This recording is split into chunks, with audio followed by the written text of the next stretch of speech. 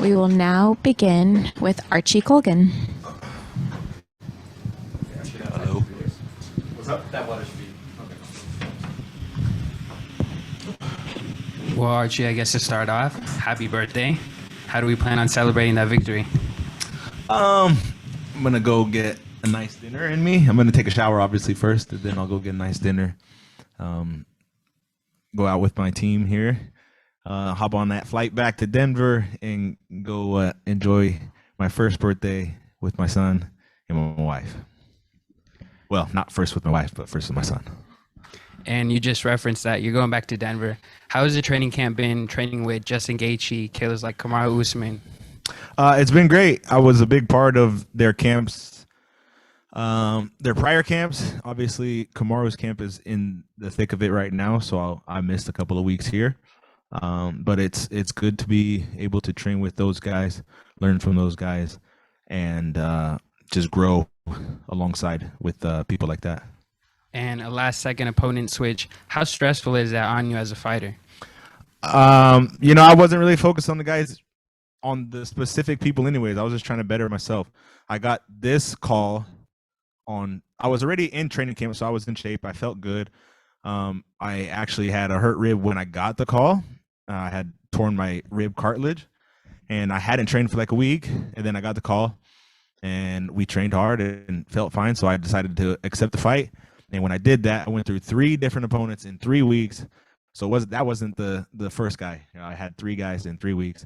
I just bettered myself and continued to stay the course and went out there and did my thing. I know you said you were a well-rounded fighter. You said that in your post-fight interview there. Yeah. Bryan Nuro is a guy who's known on the local grappling scene. Were you surprised at all that he didn't shoot in for a takedown, being such a jiu-jitsu guy? No, come on, he couldn't take me down. I mean, Or yes, even he's a takedown. He's a very good jiu-jitsu guy. I was aware of that. He's a good black belt. He had been competing jiu-jitsu for, these past year or two in just competitions, focusing on that. So I knew he was going to be good in that, but it's just a different realm of takedown and takedown defense between high-level jiu-jitsu guys and high-level wrestlers. Now, you threw everything but the kitchen sink at him. Were you surprised that you didn't get him out of there sooner? No, I was making mistakes. Even though those things were my punches, my shots were landing, I was definitely making some mistakes in those first 2 rounds. And when I got back to my corner going into that third, my head coach really got on me, and I corrected those things. I was hitting him with some big shots and then just backing out of the picture, right? And then in the third round, I hit him with some big shots, and I continued to follow in, and eventually just got the job done there. You've had some great wins in your short career. Is this one the most satisfying, just with the short notice? It's your birthday. There's a lot of things that went into this, and you went out there and got another finish in the Bellator cage. Yeah, I'm every single one of them is very important, I think, and we'll just go with this one. Yeah, this is I'm very proud of this one. I'm not playing. When 3 weeks ago when I got this phone call, I hadn't trained in like a week and a half. I was in good shape. I had been training for months prior to that, but when I got the call, I had a torn cartilage in my rib, and I had to take some time off to rest it. And then when I decided to say I want to take this fight, my coaches and I decided to say, there is no hurt rib, just throw it to the back of your head until after the fight. So that's what I did. I'm proud that I overcame that and pushed through it. Never complained about it, and I got to do something that a lot of people don't get to do, and compete and perform and provide for my family on my birthday. I know this is a fresh win. Do you have any idea when you want to get back in there, have that next one? Because you got a lot of momentum right now. Yeah. I want to be on a card here with my good friend, my teammate, my brother here, Grant. So I think he's talking about maybe in October or November, something like that. So I would ideally like to do that also. My body is good. The only reason why I had a 4 or 5 month break coming into this fight was because I hurt my hand. So I had to heal that. And I do not have anything hurt at the moment. So, take a week off and relax and enjoy and get back to work. Seems like the MMA career is going all as planned, sort of what you envisioned. What are some of your short-term goals right now at this stage in your career? I want to get at least another fight in this year. That's for sure. I want to continue just to improve my ground game and my stand-up. When I say ground game, I'm not talking about my wrestling. Really, I'm mainly talking about my my jiu-jitsu and my grappling there. And yeah, I mean, my goals are really just to improve myself. I'm not trying to say like, anything specific to other people or anything at the moment. I just want to continue to get better, and that'll be enough. I don't know if you drink or not, but what's on the menu tonight as far as post-fight celebrations? What are you going to be getting at the bar tonight? I'll take a tequila shot, and we'll get a Modelo or Corona. Thanks for the time. Yes, sir. Thank you.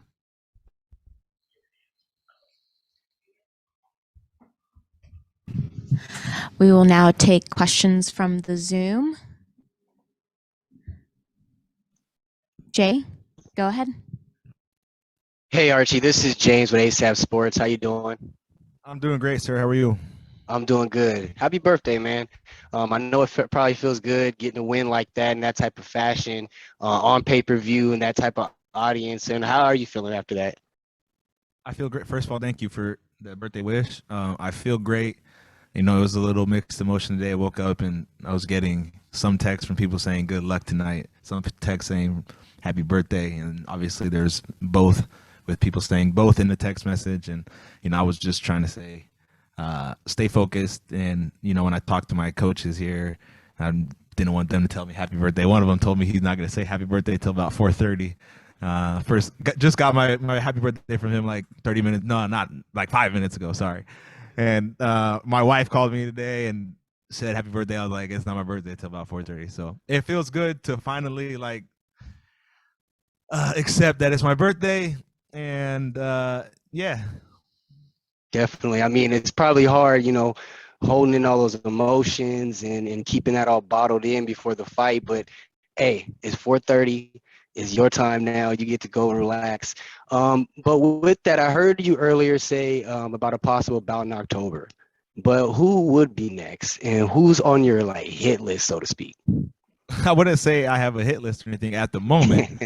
That'll come for sure. But I would still like, when I accepted this fight 3 weeks ago, I accepted against another top prospect, Justin Montalvo.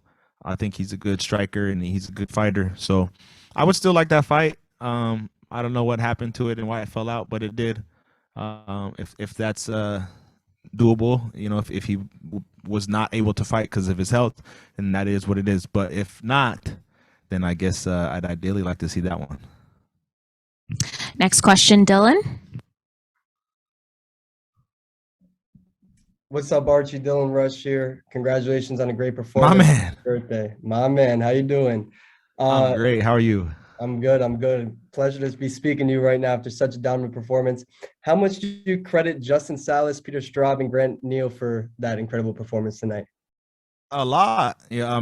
We'll start with my head coach, Justin. He's been there with me since the very beginning. Without any money or anything involved with it, or even a look into fighting. He was just a guy who had been there and who has done it and has a lot of knowledge, who wanted to teach a guy who just wanted to learn how to throw a punch and was a good wrestler. That was it. Like, not even looking to fight. And eventually, this is our 8th fight together, many more to come. But yeah, I hold all of this to him. He's the man, and he knows that. Then Peter Straub, he came into my life about 1.5 years ago, and he's been consistent and very valuable ever since then. When Justin's not able to be there, he's there. And, he's able to meet up with me and understand sometimes, as a new dad, why you miss practice sometimes or why you're late and stumbling. But at the same time, he's a little hard-nosed and doesn't care that you're late, He understands, but it's like, hey, when you're here, you get your shit on, you get going. And then my brother Grant, he's been there also before either one of us started to fight. But yeah, he's been a consistent person, training partner also, but just a consistent person in my life for the past 3 years since I started this MMA journey. And staying on the topic of the truth, you've watched your boy Grant Neal experience great success under the Bellator banner. You're definitely starting to make a name for yourself within this promotion. So do you see yourself sticking with Bellator going forward? Yeah, of course. Ali got the job done, and we worked something out with Bellator, so we will have some more fights here for sure. It's good Hopefully news. one with my boy Grant. And then you put on a striking clinic tonight. Your jab was on point and opened your opponent up for an array of body strikes to the body, more specifically hooks to the body. Does it feel any better knowing that you're the first man to finish Nuro, or do you not care about that type of stuff? Oh, was I? You were. I didn't know that. Good I did news. not know that. Honestly, I just peeped his record when they sent me him as an opponent, and I didn't really look too much. I was like, cool, let's do it. Actually, I didn't even get the chance to do it. But when I got the call, when I answered the phone from my manager, he was like, "Hey, I already called your manager, your head coach," and he said yes to it. And I was like, "All right, well, we're doing it." So that's cool. Yeah, I didn't know I was the first guy to finish him, but no, I'm not surprised by it at all. I think that if I really wanted to, I could have took him down and finished him down there on the ground too, and just brutally done it like I cut him open pretty good there in the third round from ground strikes.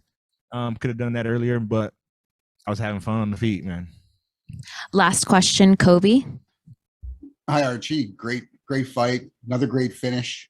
You came out really aggressive in the third round. Did you feel like he just couldn't hurt you at that point?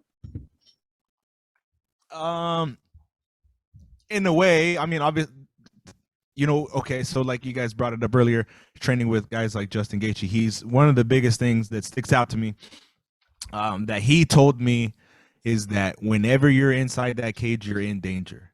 And as soon as you try to think that you're safe or you're not, or you're good to go, that's when people get caught. That's when people get in trouble.